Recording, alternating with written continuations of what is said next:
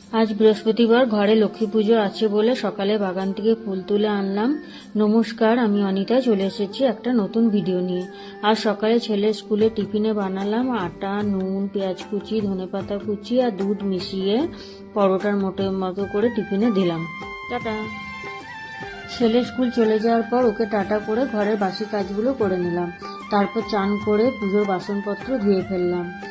কাল জানো তো সিয়ন অনেক রাত পর্যন্ত জেগেছিল, তাই আজ এখনো ঘুমোচ্ছে। জেগে থাকলে আমাকে শাড়ি পরে দেখে ভাবতো মা বাইরে কোথাও যাবে, তখন পিছন পিছন আমি যেখানে যেতাম আমার পিছন পিছন ঘুরে বেড়াতো।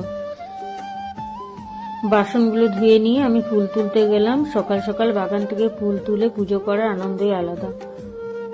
ফুল তুলে নিয়ে এসে একটু আলতা পরলাম। আমার মাকে দেখতাম প্রতি বৃহস্পতিবার পায়ে আলতা পরতে। আজ বাড়ি একদম নিরিবিলি ছিল। সিয়ন যেহেতু ঘুমোচ্ছে, তাই আজকে মন ভরে শান্তিতে পুজো করলাম।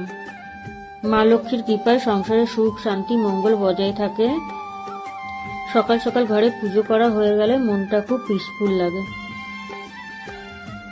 মিশো থেকে একটা ধূপদানি অর্ডার করেছিলাম, তোমাদেরকে ওটা দেখাই।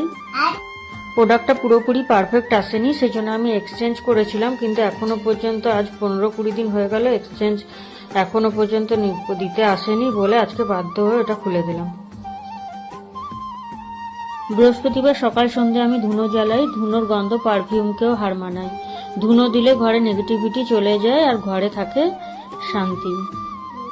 সব ঘরগুলোকে আমি ধুনো দেখিয়ে দিলাম। সিয়ন আজকে এখনো ঘুমোচ্ছে, কালকে রাতে অনেক রাত পর্যন্ত কেঁদেছে। এরপর আমি ছাদে চলে গেলাম। ছাদে একটু দেখিয়ে দিলাম, প্রচন্ড হাওয়া দিচ্ছিল আজকে।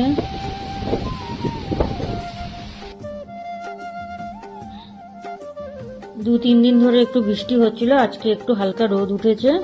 রোদ উঠলো, আজকে আবহাওয়াটা খুব সুন্দর লাগছিল আর প্রচন্ড হাওয়া দিচ্ছিল। নিচে নেমে এসে আমি লক্ষ্মী পাঁচালি পরে নিলাম।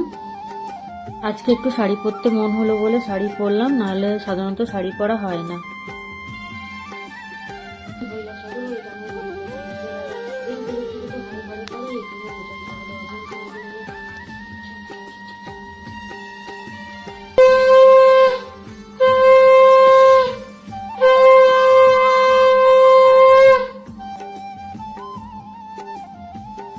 শাঁখের আওয়াজে সিয়নও ঘুম থেকে উঠে পড়লো। ওকে একটু আদর করে ব্রাশ করিয়ে খেতে দিলাম, আমিও খেয়ে নিলাম। এইভাবে কেটে গেল আজকের সকালটা। আজ এখানে ভিডিও শেষ করছি।